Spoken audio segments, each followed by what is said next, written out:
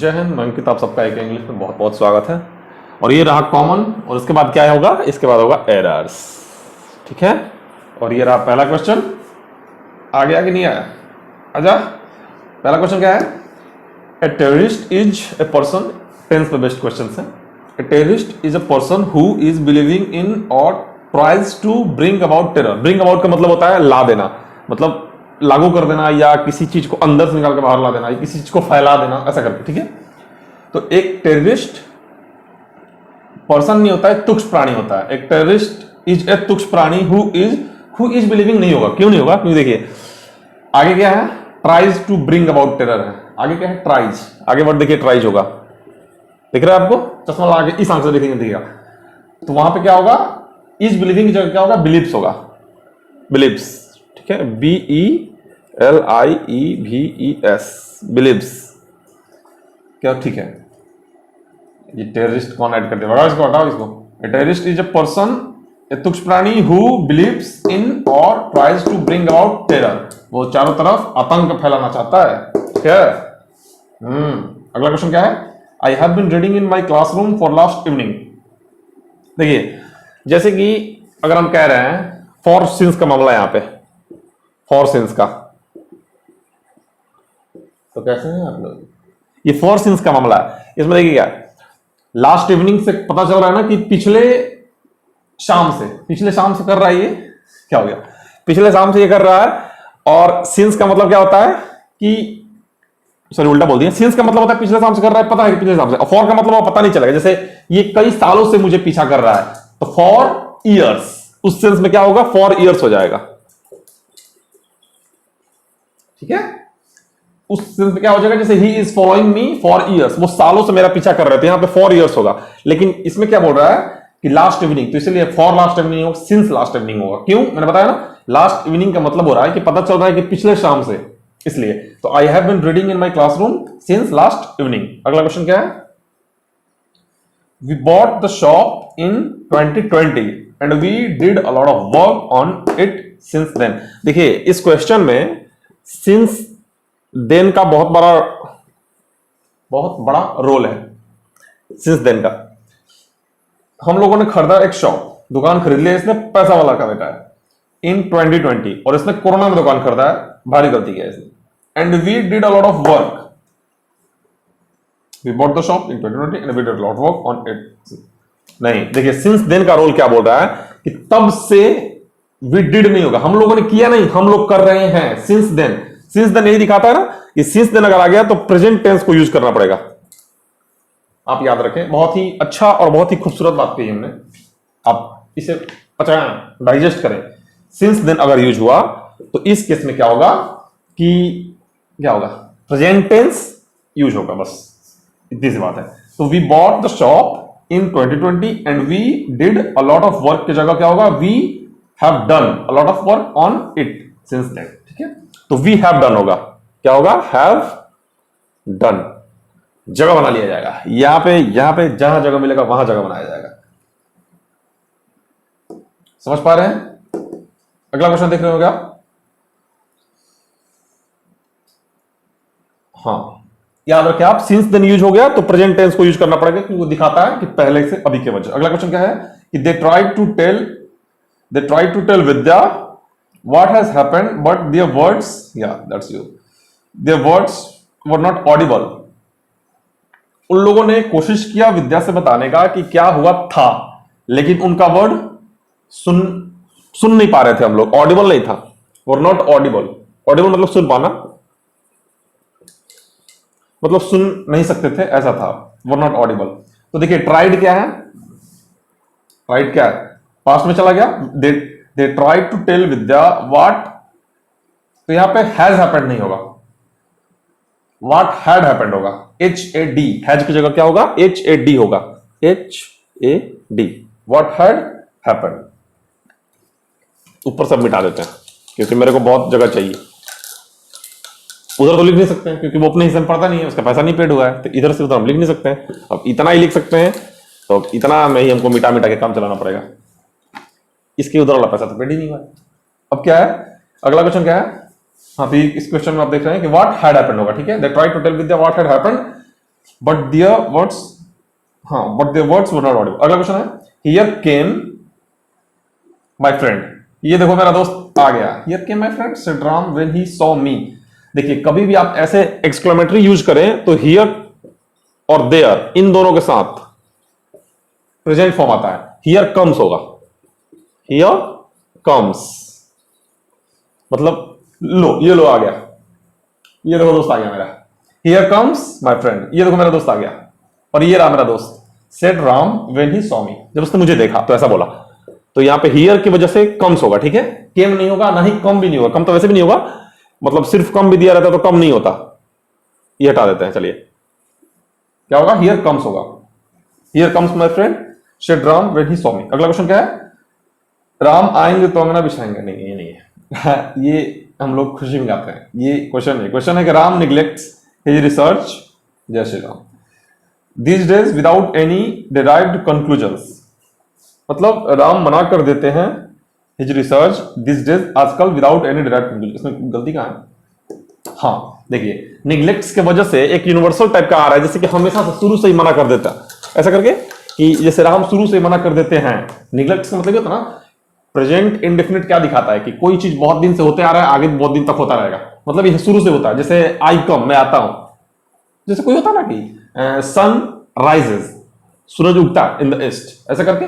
तो कोई चीज अगर शुरू से हो रहा है, यूनिवर्सल है, मतलब हमेशा होता है, उस केस में लगता है। लेकिन यहां पे लिखा है कि दिस डेज, मतलब आजकल, इस वर्ड को आप ध्यान दें कि लगा है दिस डेज,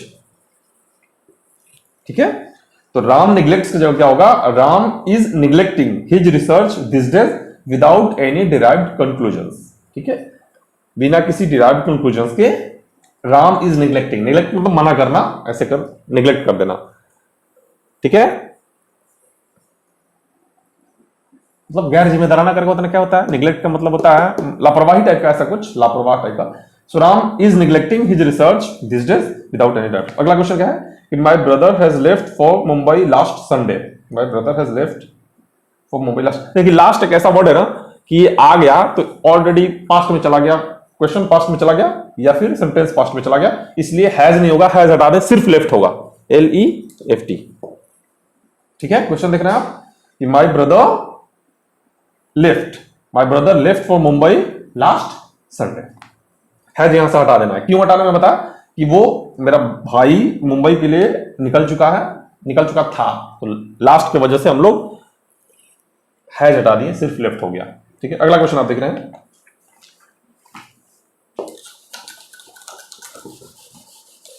अच्छा ये जो बकरी होती है, यूं ही याद आ रहा है, ये बकरी होती है, उसमें बकरा भी होता है, तो बकरा को हम लोग बोका भी कहते हैं। तो जब बकरी और बोका, ये बिना मतलब का बात है, जब बकरी और बोका दोनों साथ में रहते हैं, दोनों में से कोई नहाता नहीं है, तो बोका महकता क्यों है? नहीं, सोचने वाली बात है। बकरी नहीं महकती है लेकिन बोका महकता है। मुझे टेंशन हो गया था इस बात की, क्यों ऐसा होता है। आप क्वेश्चन पे ध्यान दीजिए, इस पे हम रिसर्च करेंगे, लंबा रिसर्च करेंगे। Before the alarm had stopped ringing he had pulled up the shade. इसके पहले कि अलार्म रिंगिंग करना बंद करता, उसने शेड को पुल अप कर दिया, मतलब खींच दिया। अब देखिए पहली बात कि बिफोर और आफ्टर वाले केस में, बिफोर ऐसे करता ना, बिफोर डॉक्टर हैड अराइव्ड नहीं होता है, बिफोर डॉक्टर अराइव्ड या बिफोर डॉक्टर केम। तो वैसे ही बिफोर द अलार्म स्टॉप्ड होगा, हैड यहां से हट जाएगा। क्यों, मैंने बताया बिफोर वाले केस में हैड को हटा देना है, उसको सिर्फ स्टॉप होगा, उसके बाद वाले में हैड लगेगा। Stop ringing he had pulled up the stop, इसके पहले कैसा होता, ऐसा हो गया, ठीक है। ही हैड पुल्ड अप, उसने कर ऑलरेडी वो कर दिया था। तो जो हालांकि इतना डीप में क्या ही जाना, आप इतना समझिए कि बिफोर वाले केस में हैड नहीं लगेगा, इसमें मना किया गया है, इसमें सिर्फ लगेगा past indefinite, PI, past indefinite short form, अभी बना। So the before alarm stop ringing he had pulled up, बहुत बार बोल दिया। अगला question, I had hoped that I would see you, question आप पढ़िए, नहीं आप पढ़िए, हम नहीं पढ़ेंगे। The other day but unfortunately, सुनाई दे रहा है, आई फील इल, मैंने आशा किया, क्या किया कि मैं उसे देखूंगा, तुमको देखूंगा अगले दिन या दूसरे दिन, बट अनफॉर्चुनेटली मैं बीमार पड़ गया, मुझे देखना ही नहीं था। मन का बात तुम्हें क्या पता, मुझे मिलना ही नहीं था। I had hope that I would see, just kidding, I had hope that, इसमें कोई गलती नहीं है इसलिए नहीं है ना, सही, कोई गलती नहीं है, सही है। हैड के बाद होप लगा है, बाद फिर यूज हुआ ही है। वुड लगा है, विल तो लगा नहीं है, ये भी सही है। That I would see, will रहता तो वुड लगा देते हम लोग। यू द अदर डे भी सही है, बट अनफॉर्चुनेटली आई फेल है, तो फेल भी सही है। फेल इल, आई फेल इल, ठीक है। वो फील का फेल्ट नहीं है, वो आप जो सोच रहे हैं वो अलग है, FEEL होता है, फील फेल्ट फेल्ट, ठीक है। ये फेल है, फॉल फेल फॉलन, फॉल मतलब गिर गया, गिर गया, बुखार में गिर गया, अरे बुखार में गिर गया तो फेल इल, ये बुखार के अंदर गिर गया, कैसे कैसे। अगला क्वेश्चन, राम अराइव्ड हियर, लो राम जी आ गए। Did all the preparations, and ये राम जी नहीं है, ये राम नाम का लड़का है, जानबूझ के लिखे हैं इसी बहाने का राम नाम हो जाएगा, बहुत सारे पाप कट जाएंगे। Ram arrived here, did all the preparations, and then has called on one of our intimate friends.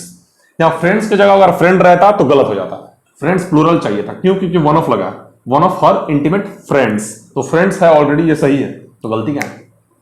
Ram arrived here, Ram यहां पहुंच चुके थे, पास्ट फॉर्म में चल रहा है, डिड, ठीक है, ऑल द प्रिपरेशन, और उन्होंने पूरा प्रिपरेशन करा, एंड देन हैज, तो यहां पे हैज क्यों लगाया भाई? जब सब कुछ पास्ट में चल रहा था, अच्छा खासा जिंदगी चल रहा था, तो फिर ये प्रेजेंट लाने की क्या जरूरत थी? काम का जगा दिए, हैड थड़ा ये कॉल्ड लगा दी, बचे did all the preparation and then called on, हाँ कॉल्ड ठीक है, बहुत है, हैड हटा ही लीजिए, हैड लगाने की जरूरत नहीं है। Ram arrived here and did all the preparation, ये ना, then called on one of our intimate friends, हाँ ठीक है, चाहिए। अगला क्वेश्चन देखिए क्या भाई,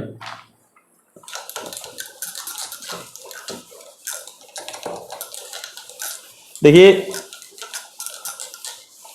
ऐसा एक भी आप, अगर आप एक भी रूल जानते हो, एक कानून नियम जो भारत सरकार के कहीं भी एक संविधान में या कहीं भी किसी भी कहीं भी आप रूल कोई जानते हो, कोई IPC जानते हो, कोई सेक्शन जानते हो जिसमें सिर्फ पुरुष को, जो सिर्फ पुरुष के लिए बनाया गया है, ऐसा कोई जानते हो तो थोड़ा बताइएगा।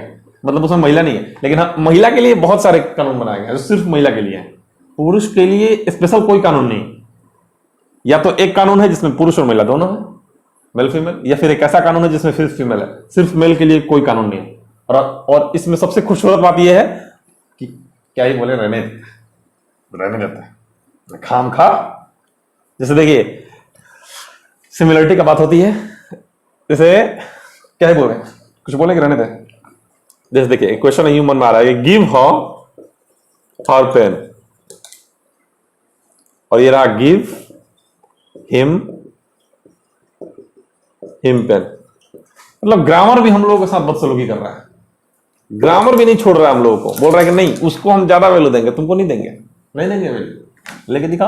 देखिए गिव हर पेन, ये सही है कि उसको उसका पेन दे दे भाई, दे दे, लेकिन गिव हिम पेन नहीं होगा। क्यों भाई? काटो इसको, गिव हिम हिज पेन लगाओ। क्यों? क्या बिगाड़ा मैंने तुम्हारे, क्या बिगाड़ा? ग्रामर भी हम लोग को समानता का अधिकार नहीं दे रहा, भारत सरकार तो खैर नहीं दे रही। अच्छी बात है, हम भी नारी शक्ति के सपोर्ट में है, लेकिन हमारा भी कोई सपोर्ट करो भाई। क्वेश्चन आप देख रहे हैं, he will go for the swimming classes tomorrow if he has recovered from fever. वो जाएगा स्विमिंग क्लास के लिए कल, if he has recovered from, if he has recovered नहीं होगा, इफ रिकवर्स, अगर वो रिकवर कर लेता है, रिकवर के जगह हैज रिकवर्ड के जगह रिकवर्स हो जाएगा, ठीक है।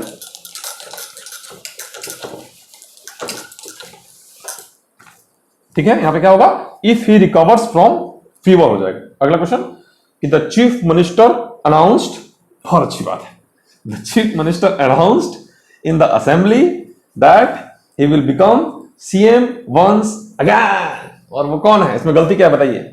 और ये है नीतीश कुमार जी। अगेन काटिए और लिखिए again and again and again. The chief minister announced in the assembly that he will become CM once again. यहां पे चूंकि क्वेश्चन का आंसर पढ़ देते हैं हम, जैसे याद आ रहा है कि बिहार का पॉलिटिक्स में बारात किसी भी पार्टी का निकले, दुल्हा श्री नीतीश कुमार जी ही होंगे, ये कंफर्म है। किसी भी पार्टी का बारात निकले बिहार में, किसी भी पॉलिटिकल पार्टी का, दुल्हा नीतीश कुमार जी ही होंगे। इसमें गलती क्या है कि the chief minister announced, past में चला गया, उन्होंने अनाउंस करा था इन the assembly that he will become नहीं होगा, ही वुड बिकम होगा। He would become CM once again and again. And the last question is, had I known the weather forecast earlier, I would not marry. ये मैं हूं भाई। अगर अच्छा मौसम नहीं है तो शादी क्या करना, हटाओ। ये तो अपने टाइप का आदमी लग रहा है।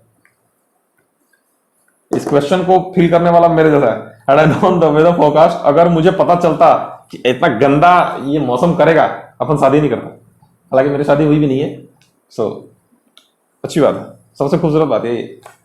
Had I known the weather forecast earlier, I would not marry नहीं होगा, क्योंकि had वाला फॉर्म है, तो had के सामने क्या होता है? had के सामने होता है have, would have, सॉरी माफ मत कीजिएगा, would have होता है had के सामने। ठीक है, तो यहां पे क्या होगा? Had I known the weather forecast earlier, I would not have married. हाँ, I would not have married. I would not have married. यहां पे वुड के बाद नॉट लगाया मैंने भाई साहब, यहां पे। ठीक है, खत्म हो गया। फिर से बोल दे क्या एक बार, चलिए फिर से बोल देते हैं। Had I known the weather forecast earlier, I would not have married. अगर मुझे पता चल जाता कि इतना गंदा मौसम करेगा, मैं शादी नहीं करता। पहले बता देता हूं सब, हालांकि मैंने शादी किया भी नहीं है, ये भी बताता हूं सब। ठीक है, ख्याल रखिए, खुश रहिए, और मिलते हैं। आपको जिस लेक्चर में जाने का, जिस लेक्चर में जाकर देखना देख लीजिए। चलिए बाय, जय श्री राम।